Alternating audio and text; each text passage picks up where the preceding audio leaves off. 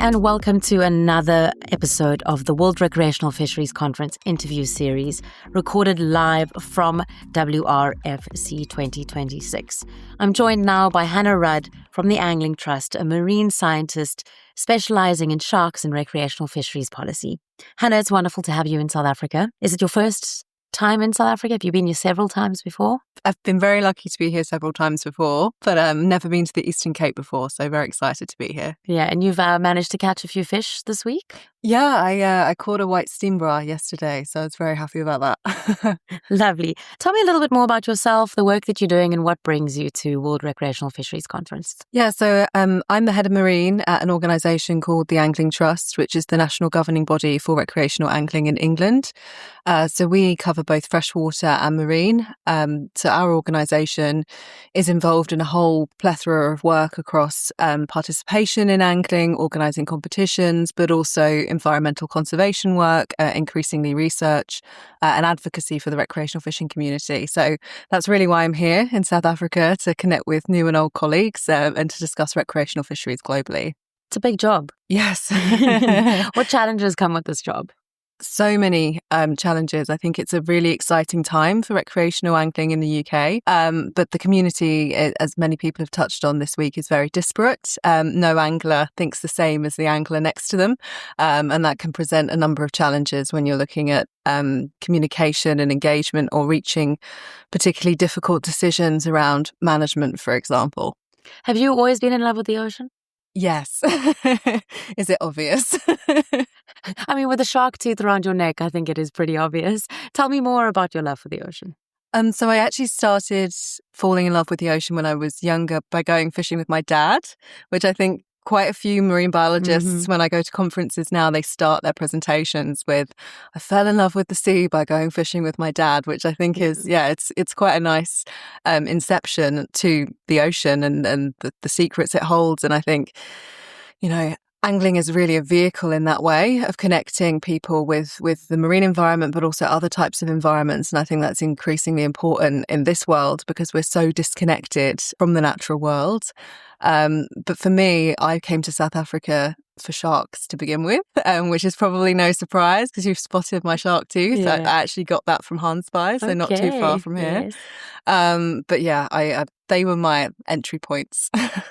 You're presenting 4 talks at this year's conference. That's a big undertaking. Tell me about what your presentations span.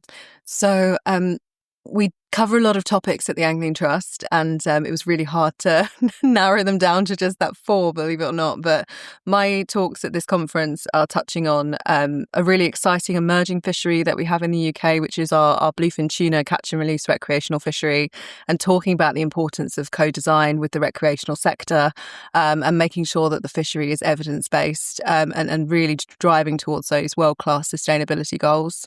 My second talk is looking at post-Brexit, what the situation is for the recreational sector since we've left the common fisheries policy and become an independent coastal state and published our Fisheries Act. Spoiler alert, some things have changed, some things haven't. Mm-hmm. And then today I'm talking about politics, which is, if you say it too quickly, it might come out the wrong way, and our estuary water quality monitoring network on behalf of my colleague. So it's a lot of the intersection of science and policy. How do you translate research into practical marine policy that the everyday angler can understand? It's really tricky because I think often scientists, policymakers, and anglers, the wider general public, are not speaking the same language. They're not driven by the same timelines, the same motivations. And really, it takes a lot of effort to identify those common goals and common aspirations and translate it down into ways that everyone can understand. And often you have to shoehorn your message into what drives other people. I might be interested in healthy fish stocks because, higher biomass means a healthier ocean. But anglers are interested because they want to catch more fish and larger fish. So it's framing things in that way that resonates with different groups of people. Recreational fisheries are often left out of high-level marine policy discussions, which is a big topic of conversation this week. Why is it critical that anglers have a seat at the table? Well, recreational angling is incredibly important socially, economically. It has a role to play in environmental conservation and stock management as well. And I think it's really important when we're looking at the management of our resources that we're holistic with that management, and everyone has a seat at the table with respect to what's going on around their involvement in that resource. But also, I think more so, particularly in the UK, that the sea is a public good. It belongs to everyone and no one in the same breath. And yet I think historically there's been this narrative that it is sort of the commercial sector saying they're our fish, but actually they're everyone's fish. And I think it's really important that all user groups have an equal say in their management. You yourself also a very powerful science communicator through the media, through public speaking. You've written a book. You've done your research. Tell me about this book firstly, and then also tell me about why storytelling is so important in this space. So my book is Britain's Living Seas, Our Coastal Wildlife and How We Can Save It. And I really wanted to write a book that spotlighted the UK and our seas, because back home, effectively, how most people are introduced to the ocean is David Attenborough documentaries and, Australia and, the US and South America and South Africa and, all these far-flung tropical destinations that are incredible in their own right, but it makes it feel as though we don't have our own ecosystems and species that we should be just as excited about back home. And I think particularly with the resurgence of bluefin tuna, I've been out there on charter boats and the sea is literally boiling with fish. And it is like a scene from Blue Planet. It is so exciting. And that's happening on our doorstep.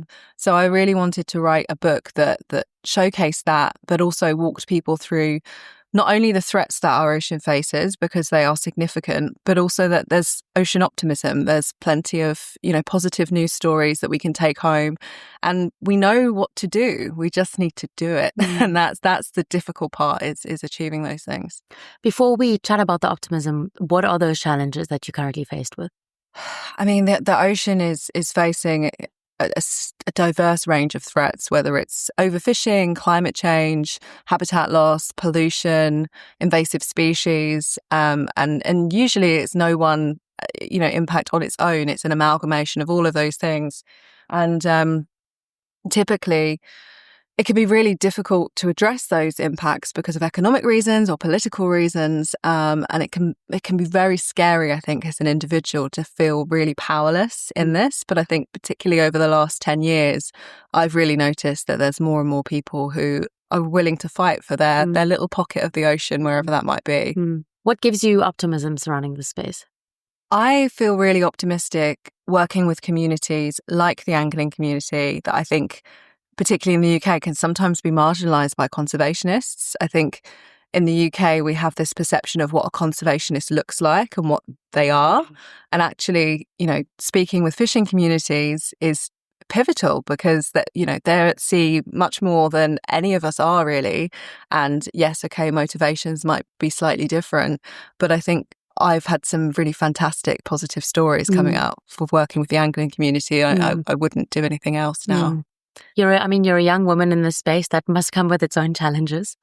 Yeah, it's very difficult at times. I think it would be wrong of me to say that things like misogyny aren't rife in this sector. I did do an exercise once where I counted how many times in 1 week I was the only woman in the room, and I think it was something like 37% of the meetings. And that's a representation issue, not necessarily a misogyny issue. But I think a lot of it comes in with the territory that the space hasn't always historically been inclusive and accessible, and why should anyone put themselves in a space where they don't feel safe? And I feel really passionate about driving diversity across angling, whether that's the sport itself, but also the professional side, the science side, the policy side. Because I think, strength is in diversity. And if you can't see it, you won't believe it. And I'm really, really passionate about that. Definitely. And I think representation at conferences like this is so important. What are you taking away from this week?